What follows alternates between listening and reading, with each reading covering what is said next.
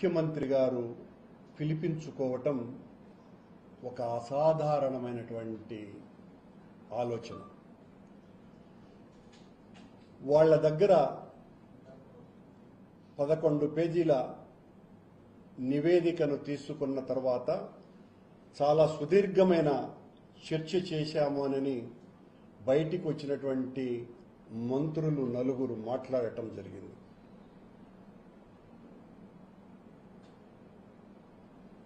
చంద్రబాబు నాయుడు గారిని కాపాడటానికి ఆయన చెప్పినటువంటి తప్పిదపు మాటల్ని సమర్థించటానికే మొత్తం వాళ్ళ ప్రయాస అంతా. చంద్రబాబు నాయుడు గారు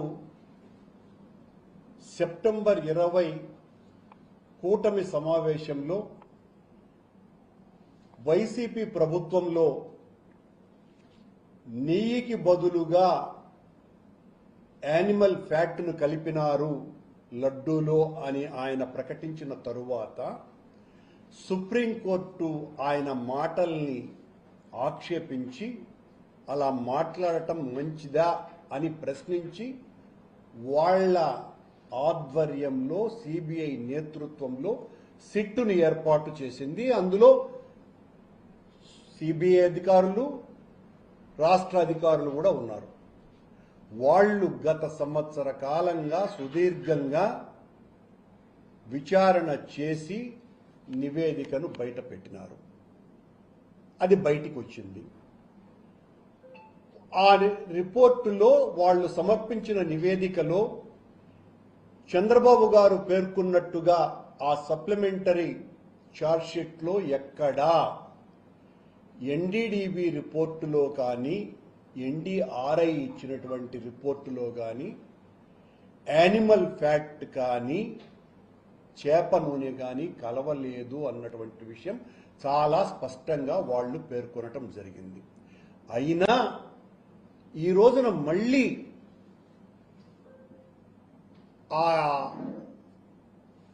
ఛార్జ్షీట్కు సంతృప్తి చెందినటువంటి ముఖ్యమంత్రి గారు కేబినెట్ ఆ అధికారులను పిలిపించి ఈ రోజున ప్రత్యేక విచారణ చేపడుతున్నాము కొద్దిమంది మీద అని ఆ మంత్రుల చేత విలేకరుల సమావేశంలో మాట్లాడించటం జరిగింది. అందులో ఒక ఆయన ఈ బోలేబాబా సరే, బోలేబాబాను తెచ్చినటువంటి ఆలీబాబా ఎవరు అనేటువంటి మాట కూడా మాట్లాడారు. ఈ బోలేబాబాను తెచ్చింది చంద్రబాబు గారి ప్రభుత్వం. 2018కి ముందే 18లోనే బోలేబాబా రంగప్రవేశం చేసినాడు. చేసి దాదాపు 87,000 టిన్నులకు పైగా ఆయన ఆ కంపెనీ సరఫరా చేసింది. చాలా స్పష్టంగా సిబిఐ నివేదికలో ఉంది. దాన్ని ఈ రోజున వీళ్ళు అది మా హయాంలో సరఫరా చేసినారు అనేటువంటి మాట మాట్లాడుతున్నారు. దీనికి బోలేబాబాకు ముందు పేరైనటువంటి హర్షవర్ష్ డైరీని అనుమతులు ఇచ్చింది చంద్రబాబు గారి ప్రభుత్వమే. బీజేపీ మంత్రి అయినటువంటి సత్యప్రసాద్ గారు బోలేబాబాను తెచ్చినటువంటి ఆలీబాబా ఎవరో మీకు అర్థమై ఉంటుందని అనుకుంటున్నా. నెయ్యిలో కల్తీ కలవలేదా అనేటువంటి మాట మాట్లాడుతున్నారు. ఈ సిట్ విచారణ 2019 నుంచి 24 వరకు వేశారు. ఈ సిట్టు విచారణలో తేలినటువంటి నిందితులైన ప్రీమియర్ డైరీ, ప్రధానమైనటువంటి నిందితుల్లో ఒకరైన ప్రీమియర్ డైరీ 2013 నుంచి 2024 వరకు నెయ్యిని అనేక మార్లు టెండర్లలో పాల్గొని సరఫరా చేసింది. మీకు ఈ రోజున స్వామి మీద నిజంగా భక్తి ఉంటే గత మీ ప్రభుత్వ హయాంలో కూడా సరఫరా అయినటువంటి నెయ్యి మీద మీరు విచారణ చేయించాలి. మరి ఆ రోజు సరఫరా చేసినటువంటి ప్రీమియర్ డైరీ 90% పైగా సరఫరా చేసిన ప్రీమియర్ డైరీ ఈరోజు కూడా సరఫరా చేసింది అన్న విషయాన్ని మీకు గుర్తు చేస్తున్నా. మీరు అన్నారు ఆ సమావేశంలో, మాకు భగవంతుడి మీద భక్తి తప్ప మరేమీ లేదు అని. మేము కూడా ఆ భక్తితోనే మిమ్మల్ని ప్రశ్నిస్తున్నాం. మీరు టీటీడీని టీడీపీకి రాజకీయ పావుగా వాడుకుంటున్నారు అన్నటువంటి బాధ మాది. టీటీడీ వేరు, టీడీపీ వేరు అన్నటువంటి విషయం మీరు మర్చిపోయినారు. టీడీపీ అంటే దాని అనుబంధ సంస్థ టీటీడీ అనుకొని మా మీద దాడి చేయటం ప్రారంభిస్తున్నారు.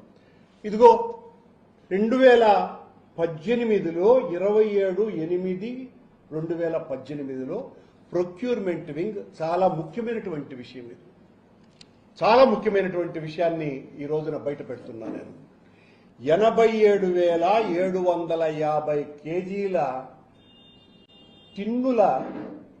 టిన్నుల నెయ్యిని కొనుగోలు చేసింది టీటీడీ. ఎందుకు కొనుగోలు చేసిందిరా అంటే చాలా స్పష్టంగా enhanced flavour of cow ghee through tins, అంటే నెయ్యికి ఆ ఫ్లేవర్ను అద్దటం కోసమని, ఆ మోల్డింగ్ కోసమని రోజుకు 975 కేజీలను కొనుగోలు చేసింది. ఎందుకు కొనుగోలు చేశారు మీరు? ఎందుకు ఆ మోల్డింగ్ కు ఎన్హాన్స్డ్ ఫ్లేవర్ ఘీ అంటాలనేటువంటి ప్రయత్నం చేసినారు? ఈరోజు నేను ప్రశ్నిస్తున్నా, ఆ రోజున మీరు వాడినటువంటి నెయ్యి కల్తీ నెయ్యి కనుకనే, ఆ నెయ్యి వాసన రాలేదు కనుకనే enhanced flavour of cow ghee through tins అని 3,75,00,000 రూపాయలకు మీరు కొన్నారు. ఇంతకంటే సాక్ష్యం మరొకటి ఉందా? మీ హయాంలో కల్తీ జరిగింది అనటానికి మీరెందుకు దానికి ఫ్లేవర్ రావాలని అనుకున్నారు? సమాధానం చెప్పాలా? దీనికి సంబంధించినటువంటి కమిటీలో, ఈ కొనుగోలు కమిటీకి సంబంధించి ఆనాటి జాయింట్ ఎగ్జిక్యూటివ్ ఆఫీసర్ అధ్యక్షతన ఇప్పుడు ఎవరైతే మా మీద మాట్లాడుతున్నారో తెలుగుదేశం పార్టీ, జనసేన పార్టీలు, ఆ టెక్నికల్ ఎక్స్పర్ట్స్ అని మేము నియమించుకున్నామని చెబుతున్నటువంటి ఈ ప్రబుద్ధులకి ఈ రెజల్యూషన్ ఒక సమాధానం. 2018లోనే విజయభాస్కర్ రెడ్డి అనేటువంటి వ్యక్తి ఆ టెక్నికల్ కమిటీలో మెంబర్, బి సురేంద్రనాథ్ అనేటువంటి వ్యక్తి అప్పటి సభ్యుడు. వాళ్ళు అప్పుడు ఉన్నారు, మా హయాంలో